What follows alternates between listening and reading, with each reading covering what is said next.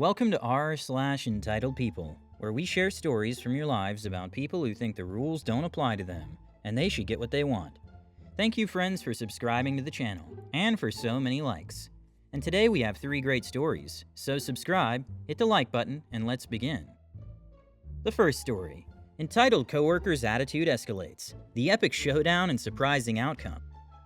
The second story, Bartender's Triumph in Serving Justice in a Foreign Language. The third story, Unleashing Karma, How I Got Fired and Cost the Company 1/3 of its business in a Sweet Revenge Twist. The first story is, entitled Coworker Glares at Me While Working and Gives Me an Attitude. Note, this happened a couple of days ago, maybe Monday, while I was working with a caddy, drink server, that's only started working there for maybe a few months. I'm a very nice and patient person who it takes a lot of effing around or laziness to get on my bad side, as well as getting me to report you to higher-ups. But this girl, she really pushed her luck, and now I'm not willing to work with her anymore. And yes, I reported her not to just the manager on duty, but also to our department supervisor. So sit back and enjoy my long rant. Cast, me/OP equals myself. Poof equals entitled caddy whom I can't stand working with, and likes pulling disappearing acts. Todd is Bay host coworker who also dislikes her. Coda is fellow caddy who unfortunately worked with her. Jack is the manager whom I reported Poof's laziness to, and Tim is our department supervisor. I had just gotten to work and clocked in around 9:10ish, setting things up the beverage station for the day, getting carts ready, brewing coffee and tea, putting bags on the recycling bins, and restocking cups for the possible events that will be happening throughout the day. Yes, we did have events all day. Ugh. As I'm setting things up, I go over to where the manager on duty had printed out who's working on which floor. I'm looking and see 2 people working second floor, third floor, myself, and Poof. I check the clock on my phone. It's about 9:30ish, and we both were supposed to be there by 9:15. First red flag. I just brush it off as her just being a bit late or traffic problem, cause it's early in the morning. I'm basically done setting up the floor when Poof finally shows up, and she only pushes the recycling bins to the carts. It's 10 a.m. We're now open and there's a few drink tickets printing out nothing too bad, that I can't handle. 5 minutes later, tickets are printing out a bit quicker now. Mainly waters, cause it was another very steamy hot day. I'm filling cups with water as quickly as I can, and placing them on our drink trays, and trying to make sure the correct tickets are going to the correct bays. I'm peeking over my shoulder hoping to see Poof comes to run to the drinks. Nope, she never appears. Instead, Todd comes and asks, "Hey, how you doing back here?" Followed by, "Oh shoot, look at all these tickets and drinks. Where's Poof?" Me still focusing on making drinks. I don't know, she was in here a minute ago, so she might have gone to the bar. Todd, "Here, I'll run the drinks that's near my bays, and you can run the ones going the other ways." Eventually, the other bay hosts come to check on their drinks. By the time I'm caught up with the drinks, Poof finally shows her face saying, "How you doing back here?" She notices the last tray that I just finished making and takes it. Me and Todd stares at her in disbelief, before sighing and just letting it go. But as Todd is heading back to his bay, he shakes his head disapprovingly, clearly saying that he already doesn't like her not helping me out. A few minutes later, we have another rush of drinks. Poof actually makes an attempt to help me out while saying, "Oh, the bar is also busy. That's why I couldn't come back right away." Which is a lie, cause the bar is just a few steps away, and I can hear the glasses chattering if they were making lots of drinks. Again, I brushed it off, didn't say anything to her, and went about working, while refilling the ice and restocking the cups for the remainder of our shift. It's noon. Poof comes into the bev station saying, "Oh, I ordered food, and it should be in the break room now. I'm gonna go eat." Since there was no rush at the moment, I let her go on her break. This girl was gone for more than 30 minutes, and we're only supposed to be on a 15-minute break. I'm getting flooded with drinks again, and once again Todd along with the other bay hosts have come to run their own drinks again. Second red flag. Poof finally comes back from her break and is standing by her locker on her phone. Accidentally drops her drink and it spills onto the floor. Ugh, why? I'm thinking it's just a tiny spill, calm down. I'm the one who's more stressed out here. She cleans it up before walking away, luckily. I tell her, "Hey, since you're back on, I'm gonna go on my break before the next event starts at 2, okay?" Poof, "How long are you gonna take?" Third red flag. Me, I only brought a sandwich. 2 actually, homemade. I'll only be gone for 10 minutes max. As I'm getting my food out of my work backpack, I notice her glaring daggers at me. I ignore it cause I'm hungry and just needed to sit down for a bit. I quickly eat and head back. As I'm heading back, I survey the carts to see if any of them needs to be changed and clean, cause it's part of our job, as the carts are starting to get a bit full. I tell Poof, "The carts are starting to get full. Why don't you do the first round of condensing the carts into one and bring them down? Then I'll do this second round later. Poof only condenses one cart and leaves all the other carts. Causes Jack to come and asks me to condense before the 2 p.m. event starts. I grab the clean cart Poof just cleaned and condense all the carts by grabbing all the dishes. Changing 2 silverware bins that were literally overflowing with used forks, knives, and spoons, grab the dirty rags along with used cups, and then bring everything down to the kitchen to be washed. I finish this and head back up with the now clean cart, run a drink to a bay with a group of friendly girls, and they want another order of fries and ranch to dip their remaining fries with. I relay the order to their bay host and go to get them their ranch. Oops, we're out of ranch sauce. I say to Poof, we're out of ranch. I have to go to the kitchen and refill it for the guests. This time she's glaring at me like I'm flipping the bird at her, but I'm in a hurry so I just leave to go get the ranch. I grab the container and refill it, come back up to find a few trays full of drinks. I start grabbing one and Poof, oh hey, can you help me make these drinks? Me thinking she has a bunch of tickets to handle. Okay, I'll help you. As I'm filling 3 cups with water and a Sprite, Poof just walks over to the counter and casually leans against it, watching me make the drinks she was having so much difficulties making. B freaking S. I finish and apologize to the girls about the wait, which they weren't angry about luckily. 3 p.m. an hour before our shift ends, I notice one cart is starting to get full again, while a different one just needs the silverware bin to be changed. I tell Poof, who's just now chilling in the bev station on her phone, we should condense all the carts one final time before next shift starts, so they don't get overwhelmed with carts. Poof, I just did the carts and none of them are even full. Ugh. Me, well, I just checked them as I was walking back.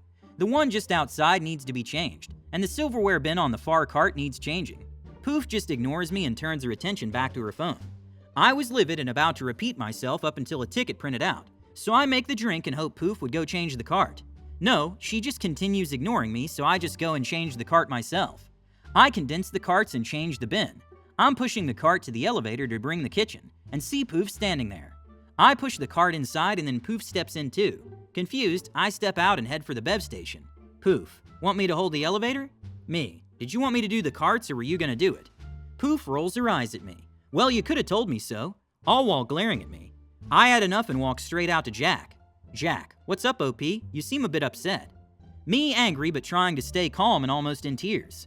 All day Poof has been nothing but rude, giving me, glaring at me, and basically making me do everything for her, and Todd can back me up, cause he witnessed everything. All of last month, whenever she's polishing silverware or just on her phone and hears a ticket being printed out, she'll say loudly to me, "Ticket," instead of making the drinks herself. Half the time, the reasons why I don't hear it print out would be due to me 1, getting things from the back, 2, I just walked in after the ticket already printed out, 3, I'm in the middle of pushing a cart full of dishes in, and the sounds of dishes clattering together drowned out the sound of the printer. Jack, being a former caddy himself. Okay, I'll talk to her about this and keep an eye on her to make sure she doesn't continue this behavior. Let Tim know so he can also talk to Poof about this. Also, good job today. You worked very hard. He gives me a gentle pat on the shoulder before going to take to Poof, who just happened to be returning with the cart. She clearly wasn't happy to be told off and bolted as soon as the 4 p.m. caddy arrived. Yes, I did let Tim know about Poof's behavior through a nice long message with our workplace chat group. I'm sure she'll like that even more. As for Coda, he was stuck working with her today, and she literally disappeared on him all day, and he was forced to run the entire floor by himself. Each time I saw him walking by, he looked as though he was going to explode from anger. Update: she was fired. The second story is, justice feels just as good in a foreign language. I've been part-time bartending and serving at a restaurant and a golf club in Denmark. I've been learning the language for the past few months and really enjoying the challenge of serving in Danish, although quite a few Danes enjoy brushing up on their English. Yesterday, we had a large party enjoying the golf courses and clubhouse, as well as regular club members ordering a la carte dishes, occupying our small staff.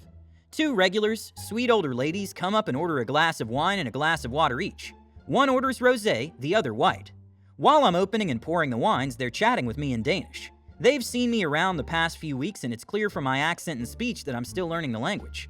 They proceeded to order one meal between the 2 of them, with one lady paying for the meal and wine and the other paying for just her glass of wine. The order's in the kitchen and I'm serving other customers. One of the ladies comes in and asks for an extra fork and knife. I don't think much of it. A group from the party comes in and orders beers and bottles of wine to add to the tab, and in the middle of this I hear a commotion in Danish in the kitchen. One of the owners comes up to me and asks, in English, how many meals I sold the lady. I told him 1 and he asked me if I was absolutely sure, enough for him to stand his ground. Being relatively new at serving and new to the language, I couldn't be 100% sure. Apparently, when the owner ran the food out to the ladies' table, they asked where their second meal was for the two of them.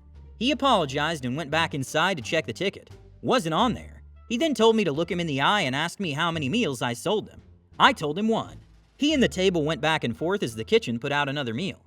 It took him printing out and reading the credit card numbers on their receipts for them to finally fess up. The second lady came in, head hung, and paid for another meal and another round of wine. Ringing her up and thanking her all in Danish felt really, really good. The third story is, I got fired, but cost the company 1/3 of its business on the way out. Hi guys, ignoring the red flags. So a couple months ago I was hired by a telecom company that contracted with other telecom companies. I was given an answer key to a test required by the client and told not to tell anyone. I was also told to lie about my certifications. This was the first red flag, but I ignored it because I'd been unemployed a month and needed a job. Employer lied to me. Fast forward a month. I asked to travel to another state. However, they neglected to tell me that I'll only be working 20 to 30 hours a week.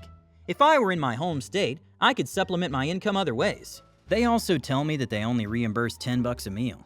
This is problematic being in a high-cost area where all the restaurants serve entrees well above that. I get texted at 3 a.m. that I have to be somewhere an hour away at 9 a.m. I don't see the text until 7:30 and have to check out of my hotel room. I get there at 9:10 and written up for being late. When I tell the boss I didn't see the text, he says that he was driving since 3 a.m. This is the same boss that forced me to take a driving safety class, which stated never to operate a vehicle with less than 8 hours of sleep. Anyway, I send an email to the client and attach the answer key. The client asks a bunch of follow-up questions. The day after, I get a call from HR, where I'm given a laundry list of complaints, such as not wearing the right shoes, despite wearing sneakers like everyone else on the job site. They also accuse me of threatening other employees. I ask to be transferred to another team and they refuse. Employer makes false accusations in retaliation. 2 days later, I was accused of damaging equipment. The accusations were from the same person who bragged about driving on 4 hours of sleep. I asked for video evidence and they refused to provide it. I call the client and they say that there was no evidence that the outage was caused by me or even my team. Despite this, I'm asked to return home and await further instructions. A week passes by and no one returns my calls or emails. I call my state unemployment office. Interestingly, my HR rep answers the phone for the unemployment lady but not me. They say that she'll discuss the issue with me at the end of the week. The end of the week comes and I'm told that they conducted a comprehensive investigation, but don't tell me the results of said investigation. I finally get told that I'm terminated. I got fired, but they lost a client. The guy who gave me the answer key was fired, even though the COO knew about it. The client chose to terminate the contract with my now former employer, who made up 1/3 of its business. I've contacted a couple lawyers, one of whom refused, another who said he wanted a $10,000 retainer. I get a lower-paying job 3 weeks later. I still have some satisfaction now that the company paid for their dishonesty. Hit the like button and subscribe to the channel. Have a good day.